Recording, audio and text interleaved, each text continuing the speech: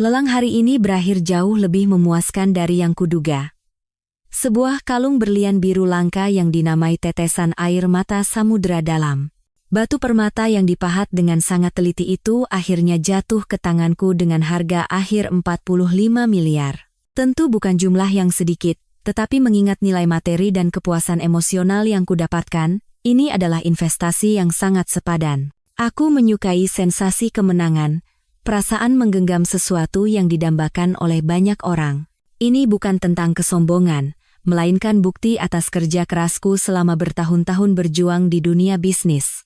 Dengan mengabaikan tatapan penuh kekaguman bercampur sedikit iri, aku melangkah keluar dari balai lelang. Di luar pintu, sahabatku tersayang, Bianca, sudah menungguku. Seperti biasa, Bianca selalu ada di setiap momen terpenting dalam hidupku. Ia menggamit lenganku dan berceloteh riang. Siapa yang bisa melawan Ibu Clara Wijaya kalau sudah turun tangan? 45 miliar, mendengarnya saja kakiku sudah lemas. Pasti banyak yang tidak bisa tidur malam ini karena menyesal. Aku tersenyum, senyum yang telah terlatih melalui ratusan negosiasi. Cukup ramah, namun tetap menjaga jarak. Ini hanya mainan biasa, untuk merayakan kontrak baru yang kutandatangani minggu lalu. Aduh, Bu Direktur, sudahlah. Kakak ini selalu punya alasan yang masuk akal, cibir Bianca sambil memanyunkan bibirnya. Pokoknya, karena kemenangan besar ini, malam ini kakak yang traktir besar-besaran. Saat kami tertawa riang dan berjalan menuju sedan mewah yang telah menunggu, ponselku bergetar. Sebuah pesan WhatsApp dari Bianca, yang berdiri tepat di sampingku. Dengan tatapan bingung, aku menoleh padanya. Wajah Bianca seketika mengeras, senyumnya lenyap tak berbekas. Tanpa menatapku, ia menunjuk ponselnya dengan dagu. Sorot matanya yang rumit memancarkan campuran antara kekhawatiran dan amarah. Firasat buruk mulai menyelimutiku. Kubuka ponsel. Dan sebuah video pendek tanpa suara mulai berputar di layar. Kualitasnya tidak terlalu bagus, tetapi cukup untuk mengenali kedua pemeran utamanya. Dalam video itu, seorang pria mendekatkan wajahnya ke telinga seorang wanita muda, tangannya melingkar di pinggang ramping wanita itu sambil tersenyum mesra. Pria itu adalah suamiku, Bima Aditya. Sahabat masa kecilku, cinta pertamaku, dan pria yang menikahiku 2 tahun lalu. Seketika, tenggorokanku tercekat. Pemandangan di sekitarku terasa kabur. Suara riuh mobil di jalanan, suara Bianca yang memanggil namaku dengan lirih, semuanya terasa menjauh. Di depan mataku, hanya ada gambaran suamiku pria yang kucintai dan kupercaya dengan segenap hati sedang memperlakukan wanita lain dengan begitu mesra. Wanita itu, dengan wajah yang sangat muda dan polos, bersandar manja di pelukan Bima. Entah berapa lama aku berdiri mematung. Baru ketika Bianca mengguncang bahuku dengan lembut, aku tersadar. Clara, kamu tidak apa-apa? Suaranya penuh kecemasan. Aku menggelengkan kepala dan memasukkan ponsel ke dalam tas tanganku. Aku mencoba mengatur napas dengan menarik napas dalam-dalam. Aku tidak apa-apa. Ayo kita pulang dulu. Apanya yang tidak apa-apa? Kata Bianca, suaranya nyaris berteriak. Dengan bukti sejelas ini, kamu bilang tidak apa-apa? Beraninya bajingan itu, kamu mau aku berbuat apa? Katakan saja. Aku akan menemanimu mendatangi si brengsek itu dan menamparnya, lalu membantumu mengurus perceraian. Melihat mata sahabatku yang berkilat karena amarah, hatiku sedikit menghangat, namun rasa lelah yang luar biasa segera menyergapku. Rasa lelah ini bukan datang dari keputusasaan, melainkan dari sebuah kesadaran yang teramat jelas dan kejam. Aku tahu, pernikahan kami telah berakhir. 2 tahun lalu, ketika perusahaan Bima diambang kebangkrutan, tanpa ragu aku mengerahkan seluruh uang dan koneksiku untuk membangkitkannya kembali. Aku percaya cinta dan pengorbananku akan dihargai, tapi sepertinya aku salah. Ketika seorang pria mendapatkan segalanya dengan terlalu mudah, ia cenderung melupakan orang yang telah menemaninya melewati badai. Bianca, kataku dengan suara yang luar biasa tenang. Biar aku yang urus masalah ini sendiri. Jangan khawatir, pulanglah. Aku ingin sendiri sejenak. Aku tidak memberinya kesempatan untuk membantah dan langsung menyuruhnya masuk ke mobilnya. Setelah memastikan ia pergi, barulah aku kembali ke mobilku. Aku duduk di kursi belakang, menyandarkan kepala ke jendela, menatap keramaian di luar. Berlian seharga 45 miliar, aku tidak merasa rugi sedikit pun. Tetapi memikirkan masa muda dan semangat yang telah kucurahkan untuk seorang pria, rasanya sungguh merugi. Air mata tidak keluar. Rasa sakit yang menyayat pun tidak terasa. Hatiku hanya terasa hampa dan dingin membeku. Mungkin ketika kekecewaan mencapai puncaknya, seseorang tidak lagi merasakan sakit. Aku memejamkan mata dan mulai merencanakan langkah-langkah selanjutnya di dalam kepalaku. Sandiwara ini sudah saatnya ditutup. Keesokan paginya, saat aku sedang meninjau laporan keuangan di kantor, sebuah notifikasi teman baru yang disarankan muncul di layar WhatsApp. Nama profilnya adalah Hana Lestari. Foto profilnya adalah seorang wanita muda yang tersenyum manis. Aku langsung tahu, dia adalah selingkuhan suamiku. Berani sekali. Sampai datang dan memprovokasi secara terbuka begini. Aku tidak menolak ataupun langsung menerimanya. Aku hanya membiarkannya di daftar teman yang disarankan. Seperti seorang pemburu yang mengamati mangsa yang telah masuk dalam jangkauan tembak, menunggu saat yang paling tepat. Aku tidak perlu menunggu lama. Hanya beberapa jam kemudian, sebuah pesan masuk darinya. Ibu Clara Wijaya, saya Hana. Sepertinya kita perlu bicara, saya tunggu di Le Jardin, Senopati. Menarik, dia bukan hanya berani, tapi juga sombong. Apa dia pikir dia berada di atas angin? Aku tersenyum dingin, senyum tanpa kehangatan sedikit pun. Aku membalas singkat. Baik. 15 menit lagi saya sampai. Tidak ada yang perlu dipersiapkan secara khusus. Kepercayaan diri dan auraku adalah senjata terbaik. Aku memilih setelan kerja elegan dari Chanel. Kupadukan dengan blazer berwarna senada dan sepatu stiletto dari Christian Louboutin. Di cermin, berdiri seorang wanita yang sukses, mandiri, dan berkuasa. Aku ingin wanita itu tahu dengan siapa ia berhadapan. Le Jardin adalah tempat yang mewah dan tenang, sesuai seleraku. Begitu masuk, aku melihat Hana Lestari duduk di sudut dekat jendela. Ia mengenakan gaun putih bersih, memancarkan aura rapuh. Melihatku, ia tampak sedikit terkejut. Mungkin ia tidak menyangka aku akan muncul secepat ini, dan dengan penampilan yang begitu percaya diri. Aku menarik kursi di seberangnya dan meletakkan tas Hermesku di kursi kosong. Setelah memesan teh kamomil, aku menatap lurus ke matanya. Apa yang ingin Anda bicarakan? Silakan. Sikapku yang langsung pada intinya membuat Hana sedikit kehilangan ketenangan. Ia menarik napas dalam-dalam, mencoba mengembalikan kepercayaan dirinya. Ibu, mungkin ibu tidak akan percaya. Tapi saya dan Mas Bima saling mencintai dengan tulus. Aku menyesap tehku. Aroma wangi teh menyebar di mulutku. Aku hanya diam mendengarkan. Keheninganku sepertinya membuatnya semakin gugup. Saya tahu ibu sudah banyak membantu Mas Bima, lanjutnya, dengan nada suara yang sedikit menyindir, tapi cinta tidak bisa dibeli dengan uang. Ibu punya segalanya, bisa pergi kemana saja dan belanja tanpa pusing soal uang. Tapi Mas Bima butuh seseorang yang bisa merawat dan memahaminya di sisinya. Dia sangat kesepian dalam pernikahan ini. Mendengar itu, aku tak tahan untuk tertawa. Bukan tawa keras, hanya senyum tipis di sudut bibir, tapi cukup untuk mengejek lawan bicara. Apakah wanita ini naif? Ataukah sedang memainkan sandiwara yang payah?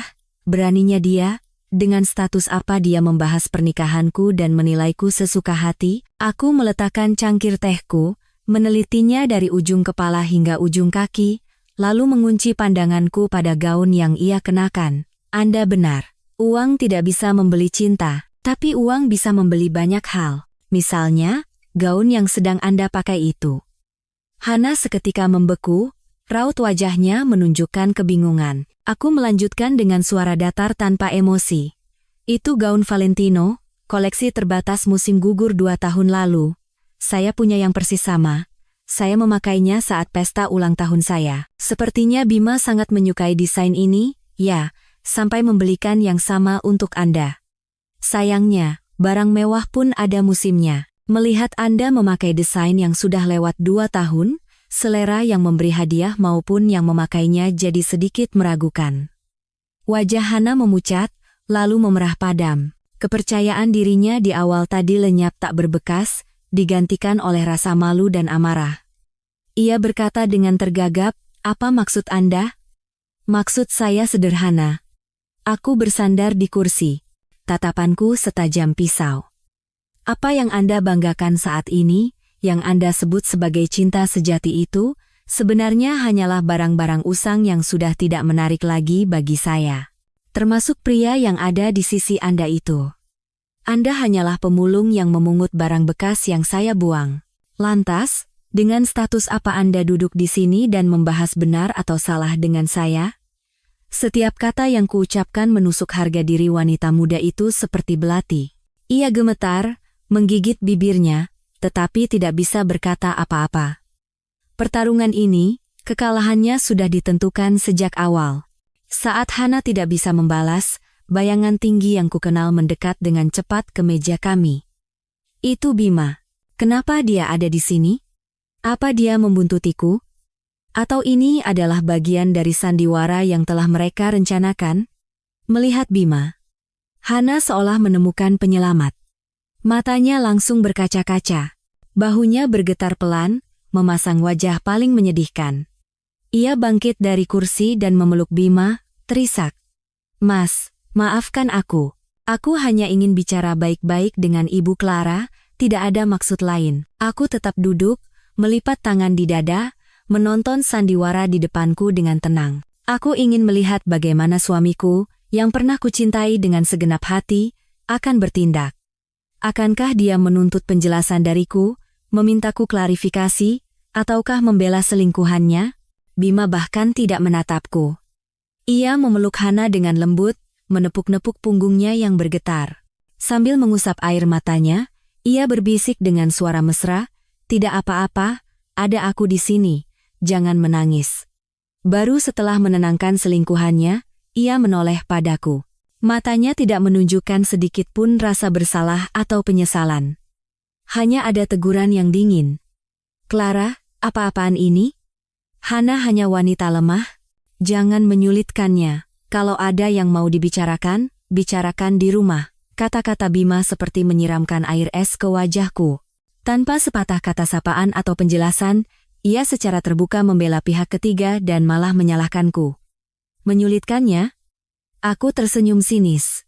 "Apa kamu tahu apa yang dia katakan setelah memanggilku ke sini? Atau kamu hanya percaya pada air mata buayanya itu? Apapun yang Hana katakan, kamu tidak seharusnya sekasar itu padanya." Bima mengerutkan kening dan meninggikan suaranya. "Lihat sikapmu itu. Selalu sombong dan meremehkan orang lain. Jadi di matanya, aku adalah orang seperti itu. Sombong dan meremehkan orang lain. Mungkin dia lupa bahwa kesombongankulah yang menyelamatkan perusahaannya dari kebangkrutan. Mungkin dia lupa bahwa koneksi yang ia anggap kupakai untuk pamer itulah yang memberinya posisi saat ini." Aku bangkit dan mengambil tas tanganku. Aku tidak ingin membuang waktu sedetik pun lagi di tempat ini. Semuanya sudah terlalu jelas. Pria ini telah berubah total. Atau mungkin, inilah sifat aslinya yang selama ini tidak kusadari. Cinta, rasa hormat, semuanya telah lenyap. Yang tersisa di antara kami hanyalah perhitungan dan kebohongan. "Mas Bima," panggilku. Suaraku tenang namun tegas. "Anda sudah membuat pilihan." "Saya juga." Aku berjalan keluar tanpa menoleh ke belakang. Di belakangku, terdengar suara Hana yang penuh kemenangan. "Bu Clara mau kemana? Pembicaraan kita belum selesai." Lalu disusul suara Bima. "Sudahlah Hana. Biarkan saja. Ayo kita pergi makan. Aku tahu restoran baru yang enak." Tanganku mencengkeram tali tasku dengan erat. Kukira hatiku akan sakit dan hancur. Tapi ternyata tidak, aku tidak merasakan apa-apa. Jantungku kini terasa seperti sebongkah es. Cinta sudah mati. Sepenuhnya. Sejak saat itu, di kepalaku hanya ada 2 kata, perceraian. Dan aku tidak akan pergi diam-diam. Aku akan mengambil kembali semua yang menjadi milikku, pokok beserta bunganya. Akhir dari sandiwara ini akan kutulis sendiri. Beberapa hari setelah pertemuan di kafe, aku membenamkan diri dalam pekerjaan agar emosi pribadi tidak memengaruhi bisnis. Aku menghubungi pengacara pribadiku, Pak Jonathan, untuk mulai mempersiapkan proses perceraian. Perjanjian pranikah yang kami buat sangat jelas. Semua asetku sebelum dan selama pernikahan adalah milikku pribadi, dan Bima tidak berhak atas apapun. Itu adalah langkah antisipasi bijak yang diajarkan ayahku. Aku dan Bima memasuki masa perang dingin. Dia masih pulang ke rumah setiap malam, tapi kami tidak berbicara sepatah kata pun.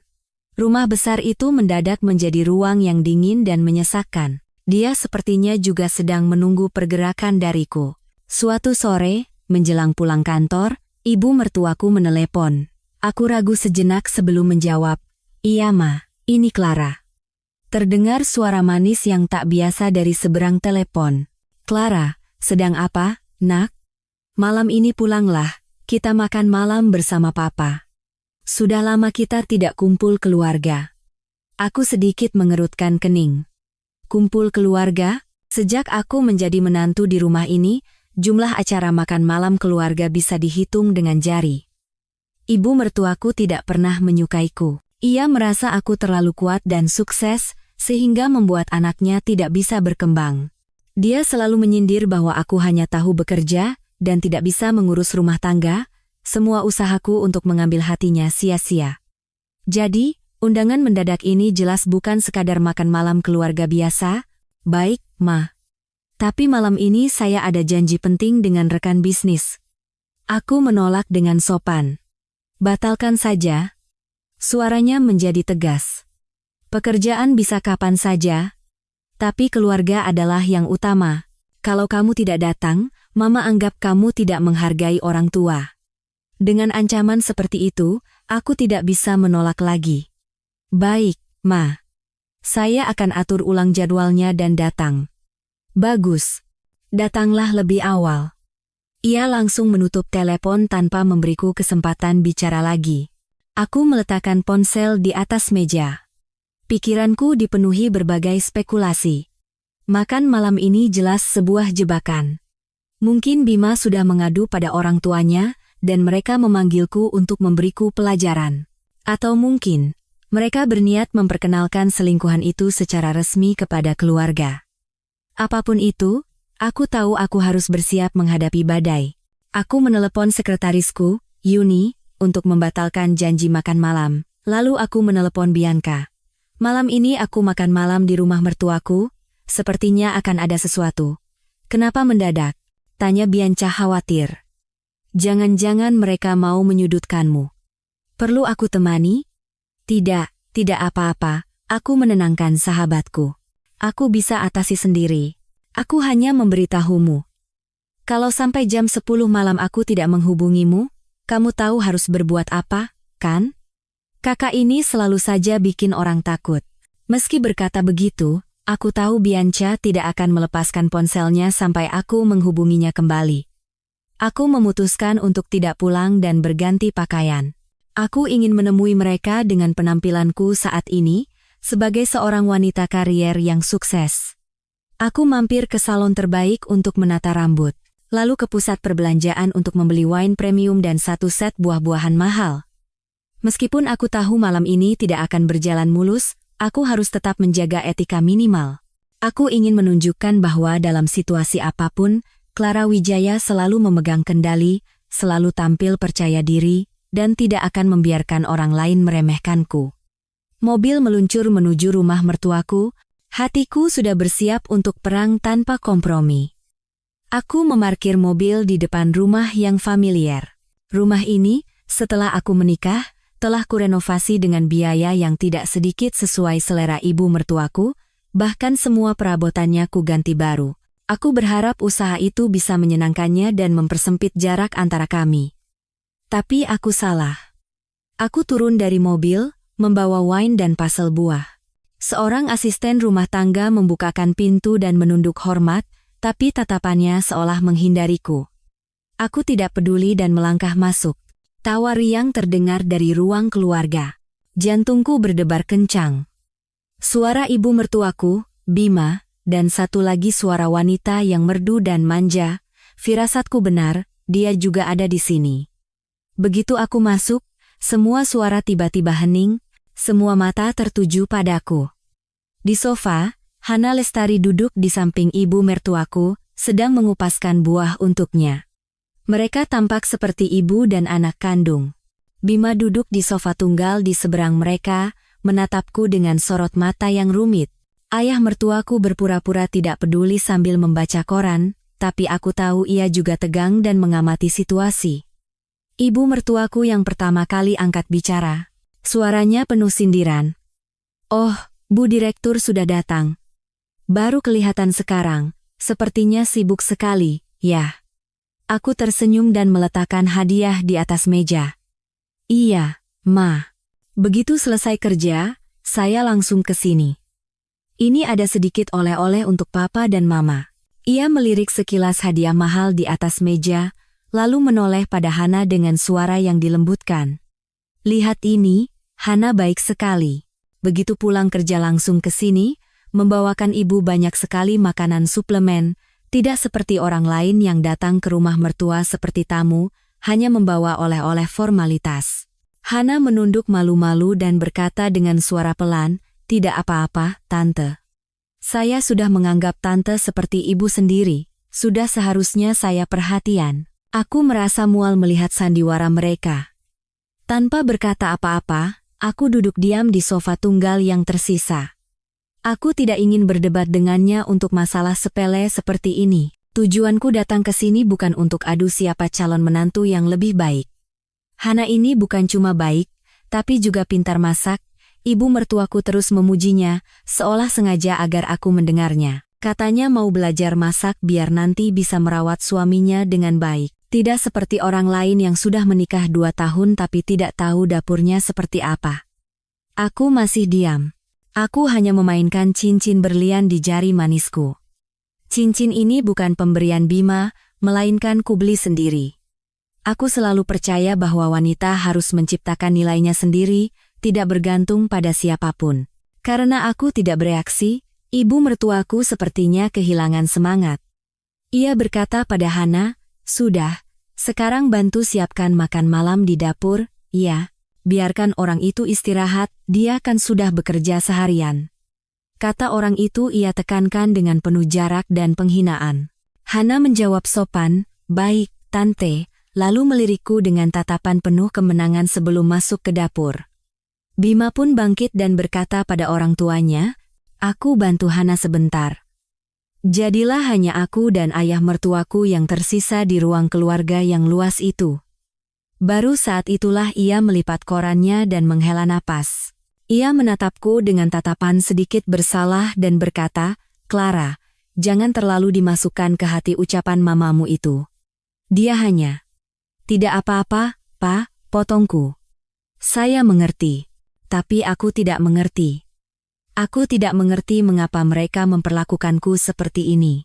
Apa salahku? Apakah karena aku terlalu mandiri dan sukses? Atau karena aku terlalu mencintai dan banyak membantu putra mereka? Rumah ini, setiap sudutnya ada sentuhan tanganku, tapi kini menyambutku dengan sikap dingin dan pihak ketiga yang siap merebut posisiku. Sambutan yang sungguh mengesankan. Makan malam berlangsung dalam suasana yang menyesakkan. Meja makan dipenuhi hidangan favorit Bima. Jelas semua disiapkan oleh Hana di bawah arahan ibu mertuaku. Aku duduk di tempatku, Bima di seberangku, dan ayah mertuaku di sampingku. Hana duduk di samping Bima, di seberang ibu mertuaku. Mereka tampak seperti keluarga yang sesungguhnya. Aku seperti tamu tak diundang, sosok yang tidak perlu dan tersisih. Sepanjang makan, ibu mertuaku tak henti-hentinya mengambilkan lauk untuk Hana dan memujinya. Masakan Hana enak sekali, pantas saja terampil di dapur. Beruntung sekali Bima kita. Ia melirikku seolah khawatir aku tidak mendengarnya. Hana berpura-pura malu sambil meletakkan sepotong iga bakar ke piring Bima. "Makan yang banyak, Mas." Akhir-akhir ini kelihatannya kurus sekali. Bima tersenyum dan menerimanya. Senyum lembut yang sudah sangat lama tidak kulihat. Ia makan dengan lahap, sesekali mengambilkan lauk untuk Hana. Mereka pamer kemesraan di depan aku dan ayah mertuaku. Ayah mertuaku hanya diam, sesekali berdeham untuk memecah suasana canggung. Aku tetap makan bagianku tanpa menunjukkan emosi apapun. Semakin aku menunjukkan ketertarikan, semakin aku menjadikan diriku pecundang yang menyedihkan. Cara terbaik menghadapi provokasi ini adalah dengan mengabaikannya. Keheninganku sepertinya membuat ibu mertuaku semakin marah. Ia merasa aku mengabaikannya. Selesai makan, saat asisten rumah tangga membersihkan meja dan kami semua masih duduk minum teh, ia tiba-tiba angkat bicara dengan suara otoriter. Mumpung semua sudah berkumpul, ada yang mau Mama sampaikan. Aku meletakkan cangkir tehku. Aku tahu, acara utama akan segera dimulai. Hana kasihan, akhir-akhir ini lelah sekali karena magang, tempat tinggalnya juga jauh, jadi Mama suruh dia tinggal di sini beberapa hari, biar lebih mudah berangkat kerja dan bisa dirawat juga badannya. Ia mengatakannya seolah itu adalah perintah yang tidak bisa ditolak. Sebagai nyonya rumah ini, pendapatku bahkan tidak ditanyakan. Hana menunduk dan berkata dengan suara lirih, "Nanti Kak Clara jadi tidak nyaman, aku khawatir kakak tidak suka." Beraninya dia tidak suka? Ibu mertuaku meninggikan suaranya. "Rumah ini rumah anakku. Dia itu cuma menantu, memangnya punya hak bicara apa? Lagi pula, kamu itu tamuku, sudah kewajibannya melayanimu dengan baik." Inilah batas kesabaranku. Sekuat apapun aku mencoba menahan diri, ini sudah tidak mungkin lagi. Mereka secara terbuka menghinaku, menginjak-injak harga diriku di tempat ini. Apa mereka pikir aku akan menahan semuanya karena masih mencintai Bima dan ingin mempertahankan pernikahan ini? Mereka terlalu meremehkan seorang Clara Wijaya. Aku tidak berkata apa-apa. Aku dengan tenang membuka tas tanganku dan mengeluarkan sebuah amplop coklat yang sudah kusiapkan. Kuletakkan di atas meja dan kusodorkan ke arah Bima. Amplop itu bergesekan dengan meja kayu, menghasilkan suara yang tegas dan jelas di ruang makan yang hening. Semua orang menatap amplop itu, dan aku secara bergantian dengan ekspresi bingung. Bima mengerutkan kening dan mengambil amplop itu. Wajahnya seketika menegang. Dua kata yang tercetak tebal di halaman pertama surat gugatan cerai menusuk matanya seperti belati. Aku menatap lurus ke arah Bima. Suaraku tidak keras, tapi cukup jelas dan dingin untuk didengar semua orang di ruangan itu. "Mas Bima, kita bercerai." Keluarga Bima membeku. Ibu mertuaku membuka mulutnya, seolah tidak percaya dengan apa yang didengarnya. Wajah Hana pucat pasi. Ayah mertuaku menjatuhkan cangkir teh yang dipegangnya, dan Bima, ia menatapku. Matanya dipenuhi keterkejutan, kebingungan, dan amarah yang tidak bisa disembunyikan. Ia pasti tidak pernah membayangkan bahwa akulah yang akan mengajukan usul untuk mengakhiri pernikahan ini. Setelah pernyataanku, udara di ruang makan menjadi berat. Keheningan yang panjang menyelimuti, hanya suara detak jam dinding yang terdengar teratur. Ibu mertuaku memecah keheningan itu. Ia menggebrak meja, bangkit berdiri, dan menunjuk wajahku sambil berteriak, Kamu bilang apa tadi? Beraninya kamu minta cerai dari anakku. Kamu pikir kamu siapa?" Aku dengan tenang menuangkan teh ke cangkir yang baru. Uap panasnya membuat kacamataku sedikit berembun. Aku melepasnya, mengelapnya, lalu memakainya kembali. Aku menatapnya tanpa emosi. "Mama, sepertinya saya sudah mengatakannya dengan sangat jelas. Saya dan Mas Bima sudah tidak cocok lagi. Perceraian adalah solusi terbaik untuk kita semua, tidak cocok? Kenapa 2 tahun lalu waktu dia tidak punya apa-apa kamu tidak bilang tidak cocok?" geramnya. "Sekarang setelah dia sukses, kamu mau mencampakkannya? Kamu benar-benar wanita kejam yang hanya tahu uang." Aku ingin tertawa. Logikanya benar-benar menggelikan. Jika aku hanya tahu uang, aku tidak akan berada di sisinya saat dia berada di titik terendah. Jika aku hanya tahu uang, aku tidak akan mencurahkan segalanya agar dia bisa bangkit kembali. Tapi aku tidak ingin menjelaskan.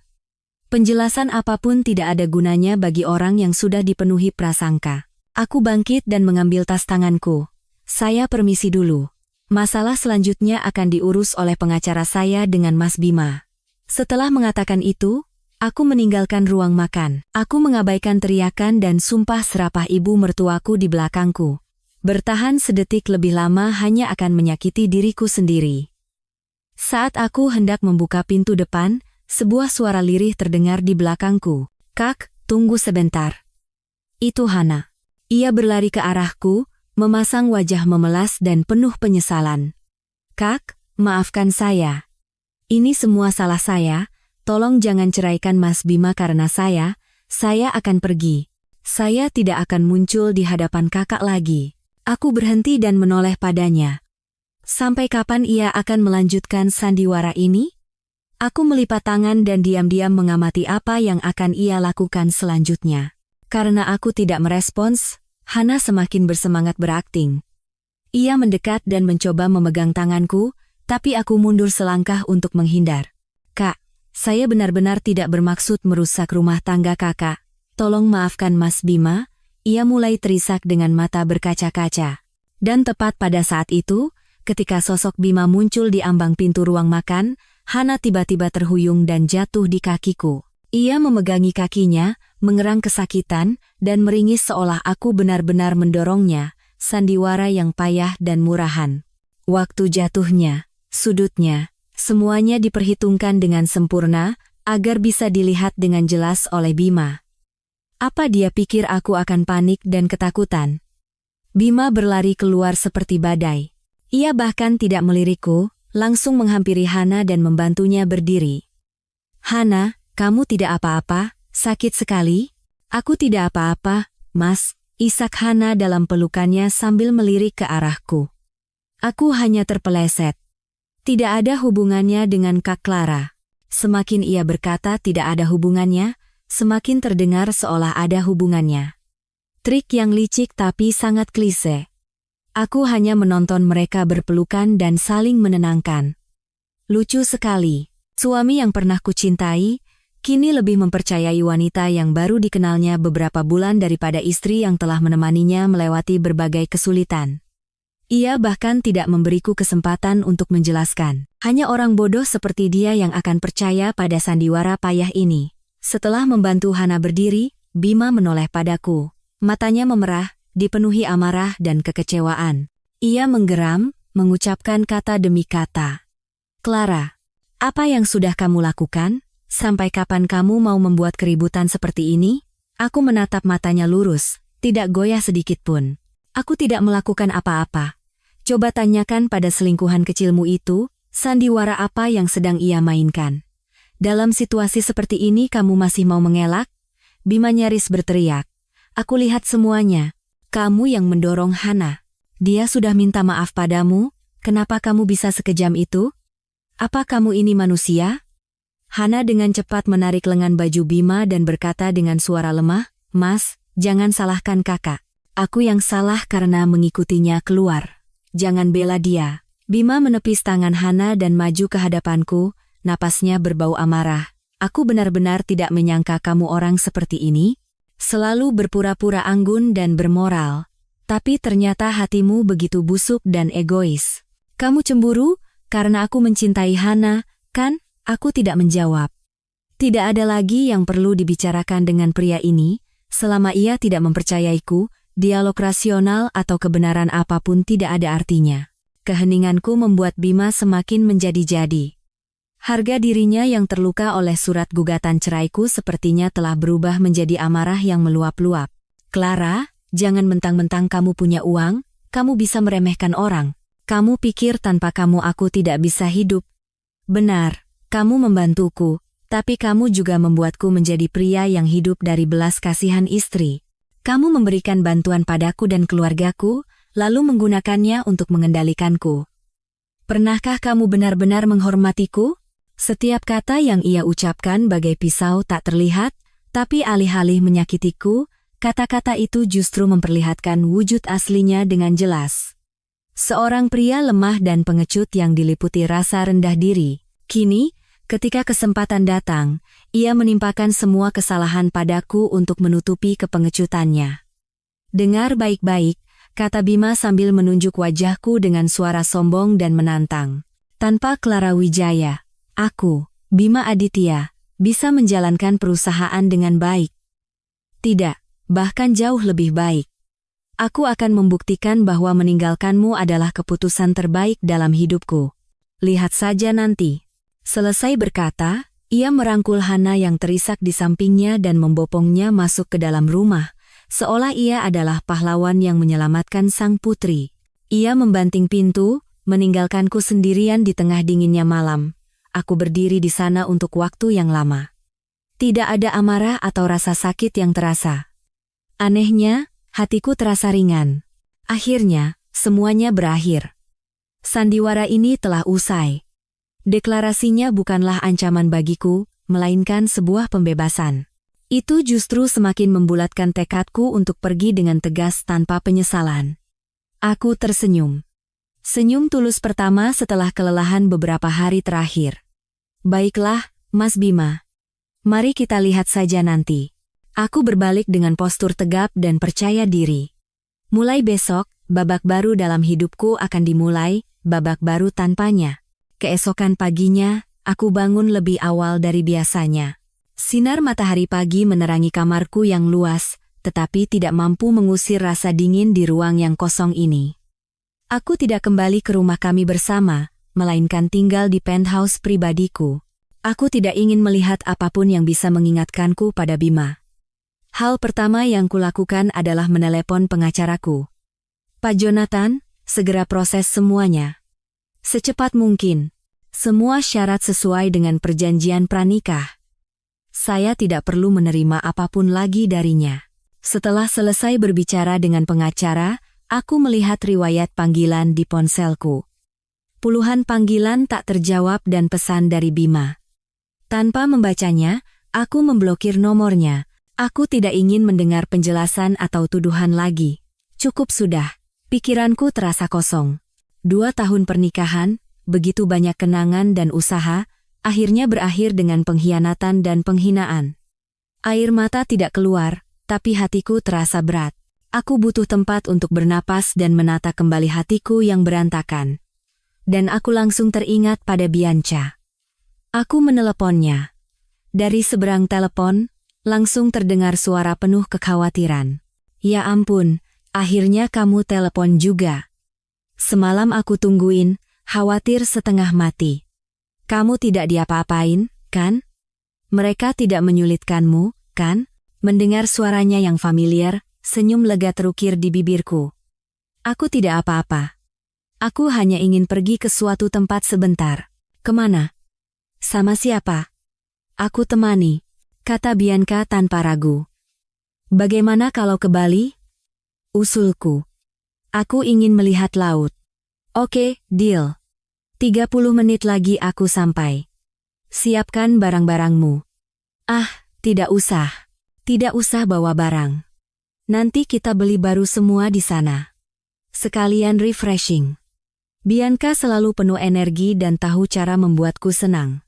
Sesuai janjinya, 30 menit kemudian Bianca sudah tiba di depan rumahku. Kami tidak membawa banyak barang, hanya beberapa barang pribadi, sisanya bisa dibeli. Uang sama sekali bukan masalah bagiku. Jet pribadiku sudah menunggu di bandara. Duduk di kursi kulit yang empuk, memandangi awan putih yang berlalu di luar jendela, aku akhirnya merasakan kebebasan. Aku meninggalkan kota yang ramai, yang penuh dengan orang-orang palsu dan hubungan beracun. Nah, Bianca menepuk bahuku sambil menyodorkan segelas sampanya. Mari kita rayakan kebebasanmu. Kamu beruntung bisa lepas dari suami paling brengsek itu, tahu? Aku mengangkat gelasku dan menyesapnya. Rasa alkohol yang nikmat menyebar, menghangatkan hatiku, aku tahu. Terima kasih, Bianca. Selalu ada untukku. Kita ini sahabat, tidak usah pakai terima kasih, cibirnya. Jadi, rencanamu selanjutnya apa? Setelah cerai? Aku menatap keluar jendela. Pandanganku jauh menerawang. Rencanaku, aku akan hidup dengan sangat hebat dan memukau. Akan kutunjukkan padanya. Tanpa dia, aku baik-baik saja. Bahkan, ratusan, ribuan kali lebih baik, dan dia akan membayar semua perbuatannya. Pesawat mendarat di Bandara Internasional Ngurah Rai di tengah sinar matahari keemasan yang menyilaukan. Angin yang bercampur dengan aroma asin laut menerpa wajahku, terasa begitu menyegarkan. Kami langsung menuju resor termewah. Aku sudah memesan sebuah pool villa yang menghadap langsung ke laut. Selama beberapa hari ke depan, aku mengabaikan semua hal yang berhubungan dengan pekerjaan, semua hal yang berhubungan dengan Bima. Bersama Bianca, aku berjalan di atas pasir putih yang lembut, berendam di air laut yang jernih dan biru, menikmati hidangan laut segar, dan berbelanja tanpa melihat label harga. Aku ingin menggunakan waktu ini untuk membersihkan jiwaku, untuk menemukan diriku kembali. Kembali menjadi Clara Wijaya yang ceria, bebas, dan mencintai kehidupan, sebelum kembali ke perang yang belum usai. Kehidupan di Bali berjalan mewah dan damai. Aku mematikan semua alat komunikasi yang bisa menghubungkanku dengan duniaku yang lama, hanya menyisakan satu ponsel untuk berkomunikasi dengan Bianca dan pengacaraku. Setiap pagi, aku terbangun oleh suara ombak yang tenang dan aroma laut. Tidak ada lagi laporan keuangan, rapat yang menegangkan, atau suami yang berkhianat yang perlu kupikirkan. Aku membaca buku di pantai, melakukan yoga, dan menjelajahi restoran-restoran termewah di pulau itu bersama Bianca. Aku merasa akhirnya menemukan kembali keseimbangan hidup yang telah hilang. Suatu sore, saat aku dan Bianca sedang bersantai di tepi kolam renang pribadi villa, ponselku berdering, itu pengacaraku. Ibu Clara, ada perkembangan baru. Pihak Pak Bima sepertinya ingin mempercepat proses perceraian. Aku sedikit terkejut. Mempercepat? Bukankah seharusnya ia mencoba menahanku? Sebegitu tinggikah harga dirinya? Bukan hanya itu, Bu, suara pengacara terdengar ragu. Kabarnya, wanita bernama Hana itu sedang hamil. Gelas anggur di tanganku berhenti di udara. Hamil? Berita yang sangat lucu. Aku ingat dengan jelas perkataan dokter saat aku melakukan pemeriksaan kesehatan menyeluruh beberapa waktu lalu. Karena masalah kesehatan di masa kecilnya, kemungkinan Bima untuk memiliki anak secara alami hampir nol. Kami bahkan pernah membahas bahwa jika kami benar-benar menginginkan anak, kami harus mempertimbangkan program bayi tabung. Dan sekarang, selingkuhan kecilnya itu hamil, benar-benar sebuah keajaiban. Kamu yakin? Bianca langsung bangkit, suaranya penuh keraguan. Mana bisa dia? Jangan-jangan.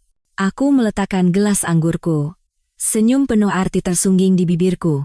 Aku tahu apa yang dipikirkan Bianca, dan aku pun berpikir hal yang sama. Tapi tidak perlu diucapkan, kebenaran akan terungkap dengan sendirinya. Wah, ini jadi semakin menarik, kataku pada pengacara. Biarkan saja. Kita pura-pura tidak tahu apa-apa. Malam itu, aku kembali menyalakan ponsel yang telah kumatikan selama beberapa hari. Seperti yang kuduga, ratusan pesan dan panggilan tak terjawab dari Bima memenuhi layar. Aku membacanya sekilas. Sebagian besar berisi kemarahan dan tuduhan, diselingi beberapa sapaan canggung, dan pesan terbaru yang dikirim beberapa jam lalu, Hana hamil, ini anakku. Kalau kamu memang mau pergi, ayo kita selesaikan perceraian ini secepatnya. Aku harus menjadi ayah yang bertanggung jawab untuk anakku. Aku membaca pesan itu berulang kali. Setiap katanya meresap ke dalam hatiku, bukan dengan rasa sakit, melainkan dengan ironi yang luar biasa. Ia begitu yakin itu adalah anaknya. Ia ingin segera mencampakkanku untuk menyambut anak ajaib itu dan ibunya yang hebat. Harga diri seorang pria yang akan menjadi ayah telah melumpuhkan seluruh akal sehatnya. Aku tidak membalas panjang, hanya satu kalimat singkat yang penuh makna. Aku tahu Hana hamil. Setelah mengirim pesan itu, aku mematikan ponsel. Aku bisa membayangkan ekspresi Bima saat membaca pesanku, ia pasti bingung. Bertanya-tanya bagaimana aku bisa tahu, dan mengapa aku begitu tenang. Ketenanganku akan menjadi serangan psikologis yang membuatnya gelisah. Ia tidak akan pernah menduga bahwa kendali permainan ini sejak awal berada di tanganku. Liburan seminggu di Bali berakhir. Aku kembali ke Jakarta dengan semangat yang baru. Kulitku sedikit lebih gelap dan sehat, hatiku ringan dan segar. Aku siap untuk menyelesaikan semuanya dengan tuntas. Sesuai dugaanku, kehamilan Hana menjadi pendorong terbesar bagi Bima untuk mempercepat perceraian. Ia tidak lagi menggangguku dengan telepon atau pesan tak berarti. Ia hanya ingin segera lepas dariku dan memulai hidup baru dengan keluarga barunya. Ibu mertuaku, jangan ditanya lagi. Ia tidak bisa menyembunyikan kegembiraannya. Di matanya, Hana kini adalah pahlawan keluarga, wanita yang akan melahirkan cucu penerus yang berharga. Di pengadilan, aku dan Bima bertemu kembali. Ia tampak lelah, tapi matanya memancarkan kegembiraan dan kemenangan. Ia merasa telah menang. Lepas dari istri yang sombong, memulai hidup bahagia dengan kekasih muda yang cantik dan calon anak mereka. Ia sama sekali tidak tahu bahwa itu hanyalah awal dari rangkaian tragedi dalam hidupnya. Sidang berjalan cepat. Berkat perjanjian pranikah, tidak ada sengketa mengenai pembagian harta. Bima harus pergi dengan tangan nyaris kosong. Rumah yang kami tinggali adalah asetku sebelum menikah. Mobil-mobil mewah, saham di perusahaan lain, semuanya atas namaku. Satu-satunya yang ia miliki hanyalah perusahaannya, yang telah kubangkitkan kembali. Tapi, tanpa dukunganku, berapa lama perusahaan itu bisa bertahan? Ketika hakim menyatakan kami bukan lagi suami istri, aku melihat Bima menghela napas lega. Ia menandatangani dokumen tanpa ragu. Aku pun begitu. Meletakkan pena, secara resmi mengakhiri pernikahan 2 tahun kami. Tidak ada sedikit pun penyesalan, tidak ada sehelai pun rasa sakit. Saat keluar dari pengadilan, Bima menatapku. Untuk pertama kalinya dalam beberapa hari, ia menyapaku lebih dulu. Suaranya mengandung sedikit ejekan. Sudah selesai, ya, selamat atas kebebasanmu. Sekarang kita tidak punya hubungan apa-apa lagi. Aku tersenyum ramah. Kamu juga. Selamat akan menjadi seorang ayah. Semoga kamu tidak menyesali keputusanmu hari ini. Setelah mengatakan itu, aku berbalik, meninggalkannya yang menatapku dengan bingung, tidak mengerti arti kata-kataku. Aku masuk ke dalam Rolls-Royce-ku. Sopir membukakan pintu dengan hormat. Dari balik jendela mobil, kulihat Bima masih berdiri di tempat yang sama, menatapku. Ia tidak bisa membayangkan betapa mengerikannya hidupnya setelah meninggalkanku. Dengan dokumen yang menyatakan statusku belum menikah di tangan, hatiku terasa seringan kapas. Akhirnya aku keluar dari kubangan lumpur ini, tapi ini belum berakhir. Sandiwara terbaik baru akan dimulai. Rencana pembalasanku baru saja akan dieksekusi. Begitu Rolls-Royce meninggalkan area pengadilan, aku tidak pulang ke rumah. Aku mengeluarkan ponsel dan menekan nomor yang tersimpan. Terdengar suara profesional dari seberang telepon. Selamat siang, dengan Sentosa Movers. Selamat siang, kataku dengan tenang. Saya Clara Wijaya, CEO Wijaya Group. Saya ingin menggunakan jasa pindahan sekarang juga. Aku memberikan alamat rumah mertuaku, tempat Bima dan keluarganya tinggal. Pindahkan semua perabotan, barang elektronik, dan dekorasi di dalam rumah itu. Daftar detail dan kwitansi pembelian akan segera saya kirimkan melalui email. Semuanya dibeli atas nama saya. Tolong kerjakan dengan cepat dan profesional. Biayanya akan saya bayar 2 kali lipat. Pihak di seberang telepon terdengar sedikit terkejut dengan permintaanku yang mendadak, tetapi dengan jumlah yang kutawarkan, mereka segera mengonfirmasi bisa mengerahkan seluruh tenaga. Aku menutup telepon dan bersandar di kursi, tersenyum tipis. Pemandangan yang akan terjadi di rumah itu sudah terbayang di benakku. Bima dan keluarganya mungkin sedang bersulang, memimpikan masa depan indah bersama cucu yang akan segera lahir. Mereka tidak akan pernah menyangka bahwa mimpi buruk mereka baru saja dimulai. Sekitar 1 jam kemudian, Yuni, sekretarisku, menelepon untuk melapor. Ibu, tim pindahan sudah tiba dan mulai bekerja. Ibu mertua dan Pak Bima menentang keras, tapi dokumen dan kwitansi yang kami tunjukkan terlalu jelas. Polisi setempat juga sudah datang untuk menjaga ketertiban, jadi tidak ada yang bisa mereka lakukan. Bagus, kataku. Sampaikan pada mereka untuk hati-hati, jangan sampai ada barang yang rusak. Semuanya uangku. Aku tidak perlu datang langsung untuk melihatnya. Semuanya sudah tergambar di kepalaku. Wajah ibu mertuaku yang pucat karena marah saat para profesional mulai membongkar lampu gantung kristal mewah yang begitu ia banggakan pada teman-temannya. Ekspresi bingung Hana saat TV layar lengkung 8K dan sistem suara surround yang biasa ia gunakan untuk menonton film setiap malam dikemas dan diangkut. Dan yang terpenting, wajah tak berdaya dan malu dari Bima Aditya yang sesumbar akan sukses tanpaku. Kini, ia bahkan tidak bisa melindungi fasilitas di rumahnya sendiri. Mereka harus berhadapan dengan rumah yang kosong melompong. Sofa kulit mewah impor dari Italia akan lenyap, menyisakan ruang kosong yang dingin di tengah ruang keluarga. Tempat tidur empuk dengan spray sutra terbaik akan hilang. Kulkas 2 pintu yang penuh dengan berbagai makanan akan diangkut, menyisakan sudut dapur yang kosong. Semua kemewahan yang kubawa ke dalam hidup mereka, semua yang mereka anggap pantas mereka nikmati, kini akan lenyap bersih dalam beberapa jam. Ini bukan sekadar mengambil kembali hartaku. Ini adalah sebuah peringatan kejam.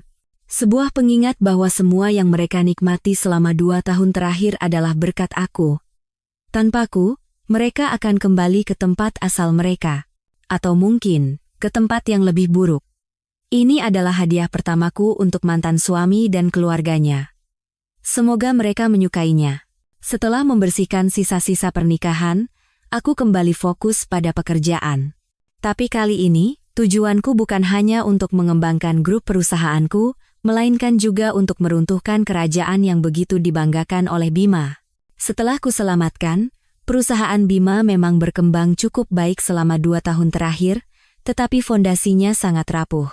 Sebagian besar mitra utama dan kontrak besar yang ia miliki didapat melalui koneksiku.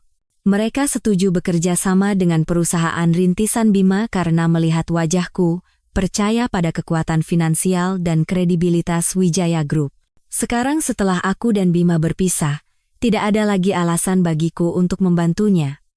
Aku tidak perlu melakukan hal besar. Aku hanya mengadakan sebuah pesta kecil, mengundang rekan-rekan bisnis terdekat, para petinggi industri, dan beberapa orang yang saat ini bekerja sama dengan perusahaan Bima. Setelah beberapa gelas anggur, aku angkat bicara dengan lembut. Bapak-bapak, ibu-ibu, saya ingin menyampaikan satu berita pribadi. Saya dan Bapak Bima Aditya telah resmi bercerai. Mulai sekarang, semua kegiatan bisnis Bapak Bima Aditya tidak ada hubungannya lagi dengan Wijaya Group maupun saya pribadi. Aku tidak menambahkan apa-apa lagi. Tidak ada gosip, tidak ada pengungkapan aib. Hanya sebuah garis pemisah yang jelas. Tapi di dunia bisnis, satu kalimat ini sudah cukup untuk menjelaskan segalanya. Para rubah tua di dunia bisnis itu langsung paham situasinya. Mereka mengerti bahwa perusahaan Bima telah kehilangan pilar terkuatnya. Efek domino dimulai keesokan harinya. Telepon di kantor Bima pasti berdering tanpa henti. Pak Bima, selamat siang, dari Anugrah Konstruksi. Dengan menyesal, proyek yang sedang berjalan kami putuskan untuk hentikan sementara sesuai keputusan Dewan Direksi, denda pembatalan akan kami bayarkan. Pak Bima, Bank Asia memberitahukan adanya peninjauan ulang atas pinjaman perusahaan Bapak. Kami meminta dokumen bukti kemampuan finansial tambahan. Pak Bima, mengenai pengiriman bahan baku berikutnya, pihak Sentosa Material meminta pembayaran penuh secara tunai sebelum pengiriman. Satu persatu, mitra utama mulai menarik diri. Mereka tidak ingin mengambil risiko bersama perusahaan yang tidak lagi mendapat dukungan dariku. Kontrak dibatalkan beruntun, sumber dana terputus, dan rantai pasokan terhambat. Perusahaan Bima yang sedang melaju pesat, dalam sekejap jatuh ke dalam krisis serius. Aku duduk di kantorku, dengan tenang meninjau laporan keuangan grupku. Yuni sesekali masuk untuk melaporkan situasi di pihak perusahaan Bima. Ibu, harga saham Aditya Corp anjlok. Ibu, lebih dari separuh jajaran eksekutif kunci di Aditya Corp telah mengajukan pengunduran diri. Aku hanya mengangguk, tanpa menunjukkan emosi. Ini adalah hasil yang wajar, Bima terlalu sombong. Ia pikir kesuksesan itu berkat kemampuannya, tapi ia lupa bahwa tanpa dukungan, kemampuan saja tidak ada artinya. Ia ingin membuktikan bisa sukses tanpaku. Baiklah. Aku akan membiarkannya merasakan sendiri betapa cepatnya kerajaan palsu yang ia bangun di atas fondasiku runtuh. Hidupku perlahan memasuki orbit yang baru. Aku tidak lagi terikat pada pernikahan yang beracun. Aku punya lebih banyak waktu dan energi mental untuk fokus pada proyek yang benar-benar kusukai. Salah satunya adalah rencana pembangunan sebuah taman hiburan skala kecil. Ini adalah hadiah ulang tahun yang ingin kuberikan pada Bianca, sahabat yang selalu ada untukku di saat tersulit. Ia selalu memimpikan dunia dongeng, dan aku ingin mewujudkan mimpi itu untuknya. Proyek ini membutuhkan tim desain dan arsitektur terbaik. Setelah meninjau beberapa portofolio, aku memutuskan untuk bekerja sama dengan sebuah biro arsitektur yang terkenal dengan kreativitas dan bangunan ikoniknya. Pada hari pertemuan dengan tim desain, aku mengunjungi kantor mereka. Yuni telah menyiapkan segalanya. Saat aku masuk ke ruang rapat, para arsitek sudah menunggu. Kepala tim, yang bertanggung jawab atas proyek ini, berbalik saat mendengar pintu terbuka. Saat pandangan kami bertemu, aku dan dia sama-sama tertegun sejenak. Wajah yang familiar, senyum hangat, dan tatapan yang tenang. Aku tidak akan pernah lupa. Kak Adrian? Tanpa sadar, namanya keluar dari mulutku. Pria itu tersenyum. Senyum yang masih sama lembutnya seperti saat di universitas. Clara, sudah lama tidak bertemu. Tidak kusangka kita akan bertemu lagi dalam situasi seperti ini. Dia adalah Adrian Pratama, seniorku 2 tingkat di universitas. Ia adalah mahasiswa arsitektur yang berbakat dan idola banyak mahasiswi. Saat itu, selama 4 tahun ia menunjukkan perhatian khusus padaku, tetapi hatiku saat itu sepenuhnya tertuju pada Bima. Setelah lulus, kami kehilangan kontak. Bertemu lagi setelah bertahun-tahun, aku tidak menyangka ia telah menjadi arsitek terkenal yang memimpin perusahaan besar. Rapat berjalan dengan suasana profesional, namun ada sedikit rasa canggung dan akrab. Adrian dengan antusias menjelaskan ide-idenya untuk taman hiburan. Ia mengerti persis apa yang kuinginkan, bahkan membawanya ke tingkat yang lebih tinggi. Ia benar-benar orang yang berbakat. Setelah rapat, Adrian mengajakku minum kopi. Aku tidak menolak. Kami duduk di sebuah kafe kecil dekat kantornya, membicarakan masa lalu. Aku selalu mendengar kabarmu, kata Adrian dengan suara tenang. Selamat ya, sudah membangun karier yang begitu sukses. Terima kasih, Kak. Kakak juga, kan? Sekarang sudah jadi arsitek terkenal. Aku tersenyum. Ia menatapku, ragu sejenak, lalu berkata, aku juga dengar tentang kamu dan Bima. Kamu tidak apa-apa? Pertanyaannya tidak mengandung rasa ingin tahu atau simpati. Hanya kekhawatiran murni. Itu membuatku nyaman. Tidak apa-apa. Semua sudah berlalu. Syukurlah kalau begitu, ia mengangguk. Kalau butuh bantuan apapun, jangan ragu bilang padaku. Perhatiannya yang tulus dan lembut membuat perasaan aneh muncul di hatiku. Berbeda dengan kesombongan Bima, berbeda pula dengan hubungan penuh perhitungan di dunia bisnis. Ini adalah perhatian murni tanpa pamrih. Kami berbicara lebih lama tentang teman-teman lama dan rencana masa depan. Pertemuan tak terduga ini bagaikan angin sejuk dalam hidupku, menyadarkanku bahwa masih ada pria baik di dunia ini, dan hubungan yang indah menantiku. Pernikahanku yang gagal dengan Bima hanyalah satu babak sedih dalam hidupku, dan kini saatnya membuka halaman baru. Beberapa minggu kemudian, aku menerima undangan acara gala tahunan. Ini adalah acara besar yang dihadiri oleh semua petinggi di dunia bisnis dan investasi. Setiap tahun aku hadir bersama Bima, tapi tahun ini aku akan hadir sendiri, dengan penampilan yang sama sekali berbeda. Aku berkata pada Bianca, malam ini temani aku ke pesta, yuk. Matanya berbinar. Pesta apa? Banyak pria tampan? Banyak makanan enak? Pesta terbesar kalangan bisnis tahun ini. Pria tampan banyak, tapi semuanya seperti hiu. Makanan tentu saja yang terbaik, godaku. Malam itu, aku memilih gaun Elisa berwarna hijau zamrud. Desainnya yang pas badan menonjolkan lekuk tubuhku dengan indah, dengan bagian punggung yang terbuka lebar, memberikan kesan berani namun tetap elegan dan berkelas.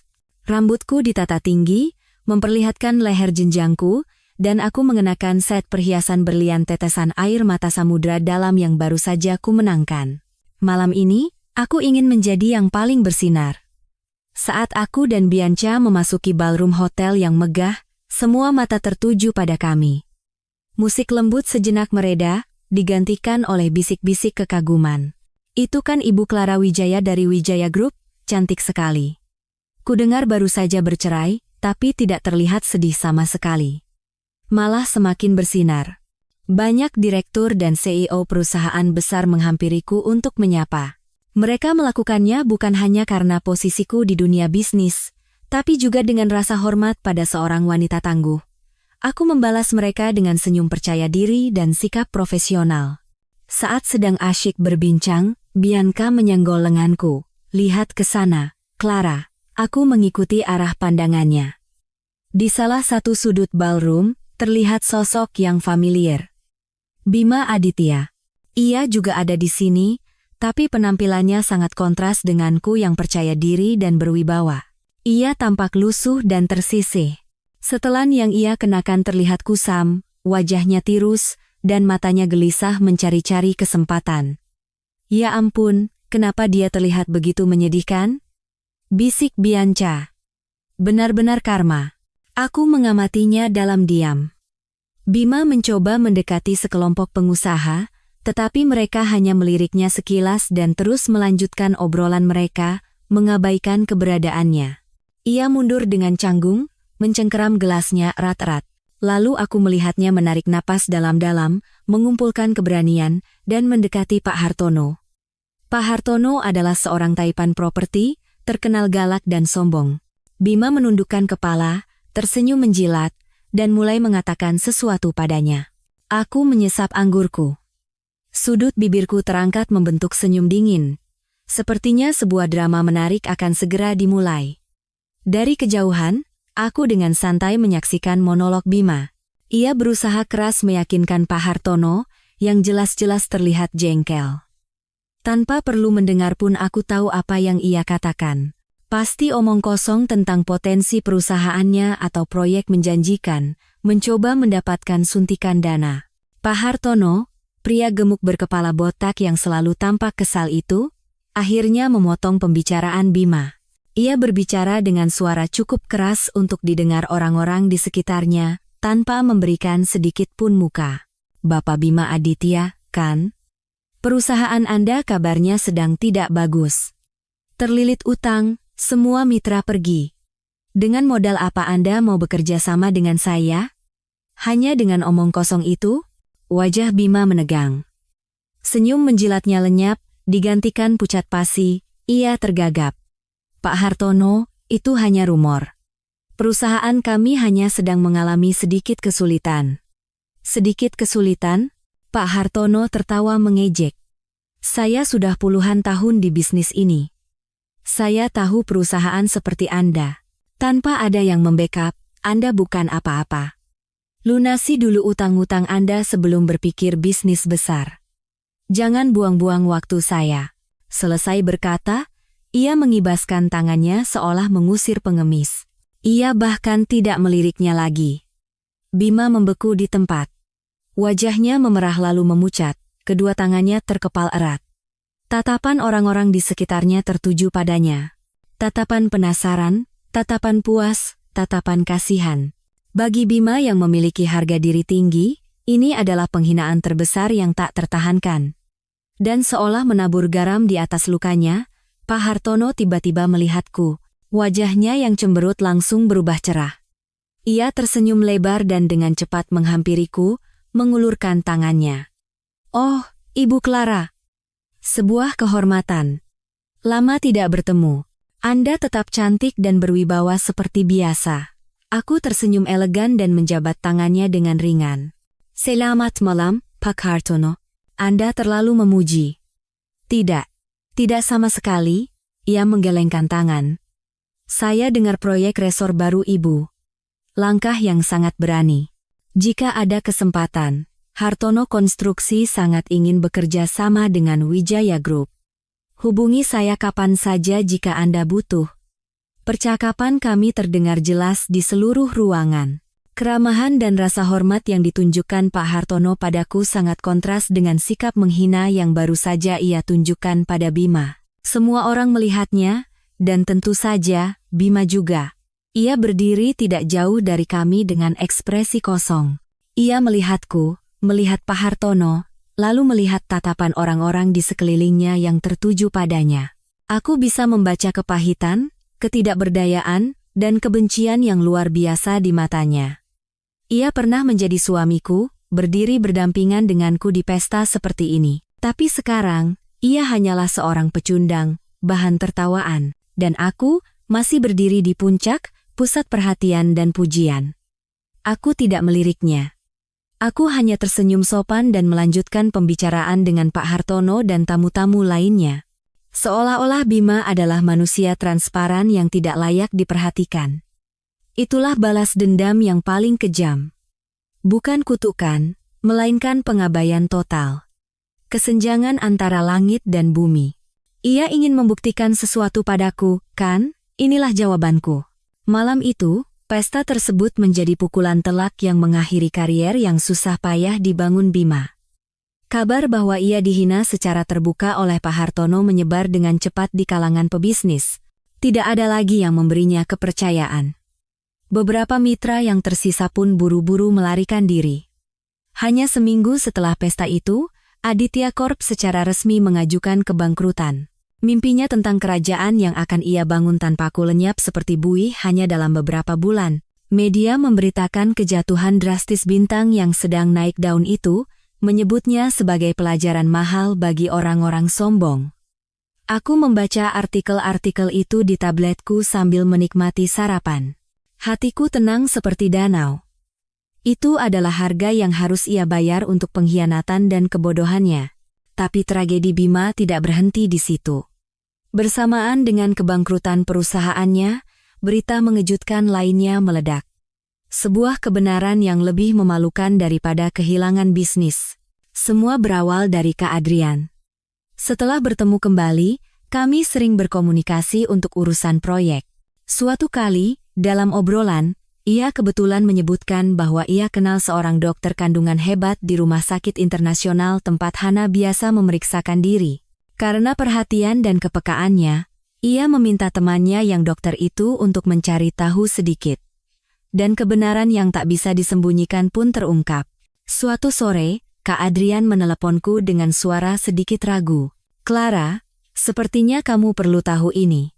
Anak yang dikandung Hana, bukan anak Bima."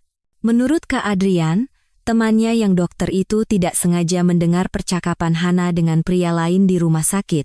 Mereka bertengkar soal uang, dan dalam kemarahannya, Hana berteriak bahwa anak itu adalah anak pria tersebut, bukan anak Bima. Pria itu adalah seorang playboy, dan begitu tahu Hana hamil, ia mencoba lari dari tanggung jawab.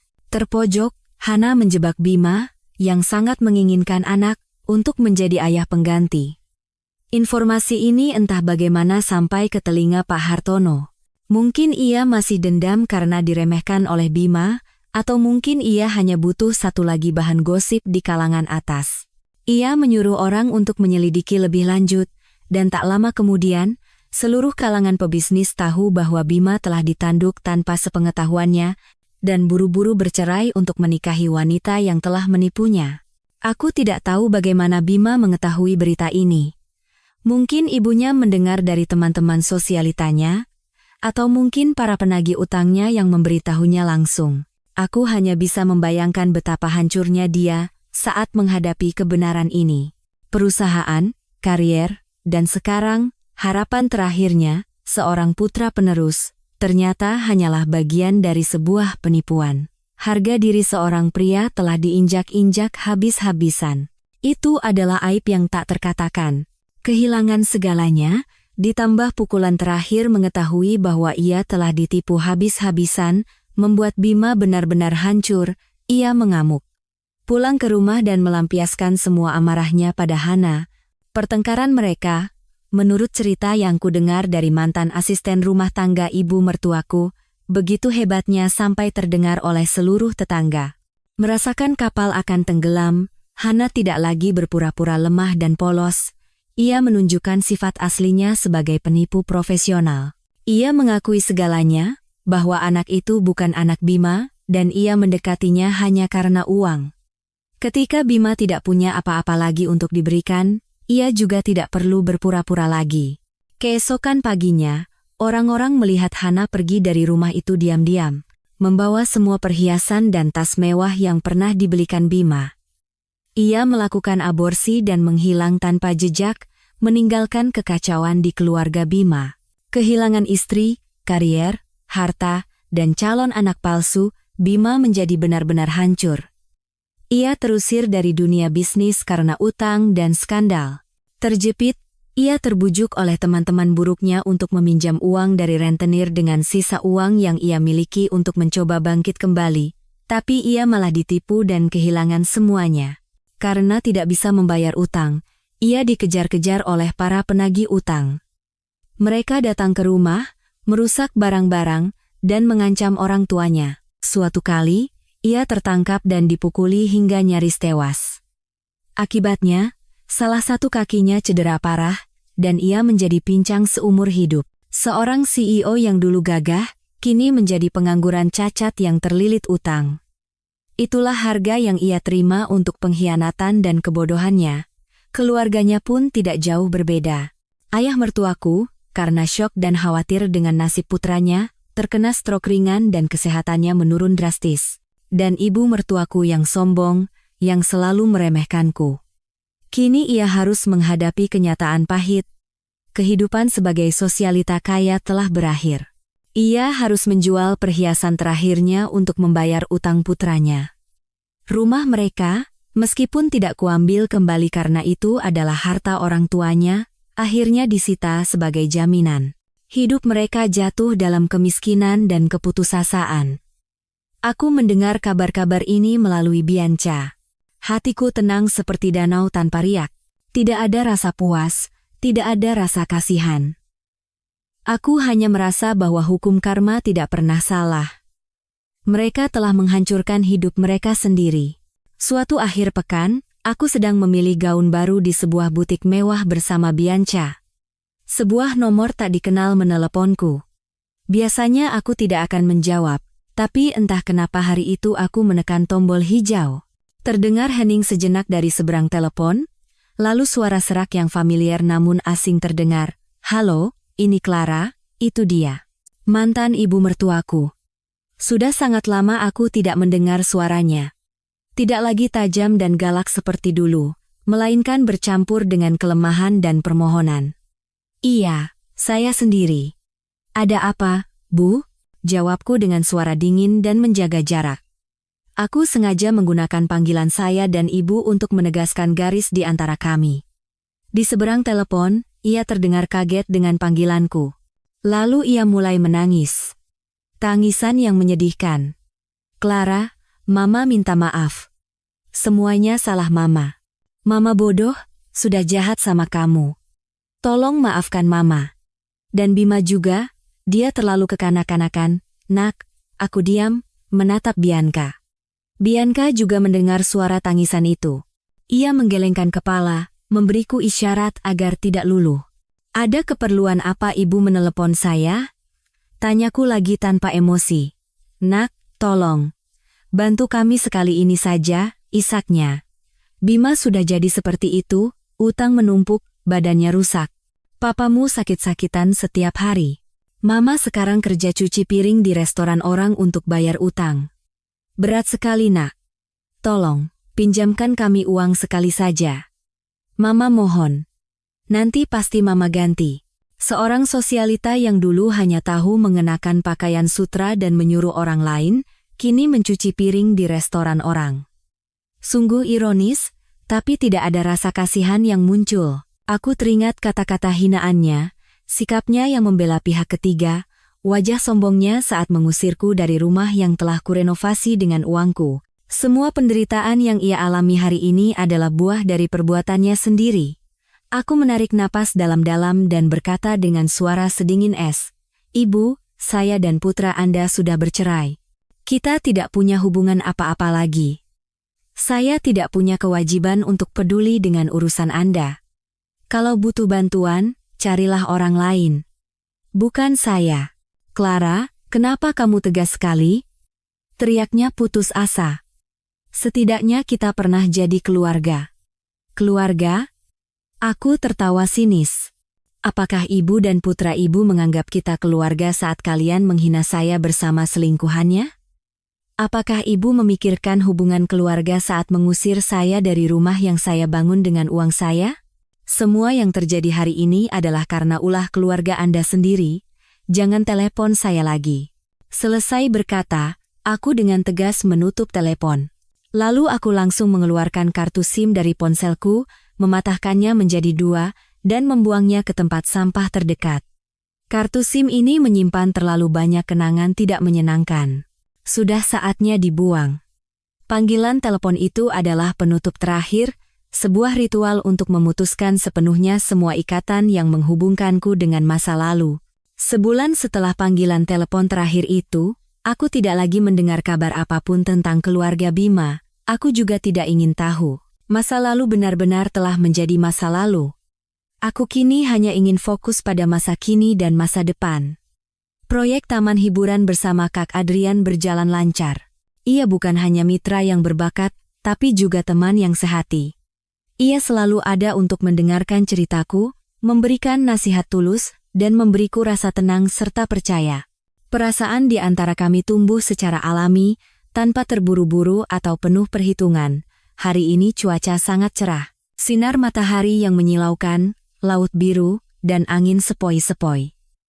Aku berada di atas sebuah yacht mewah bersama Kak Adrian, Bianca, dan beberapa teman dekat lainnya. Kami mengadakan pesta kecil untuk merayakan dimulainya pembangunan proyek taman hiburan secara resmi.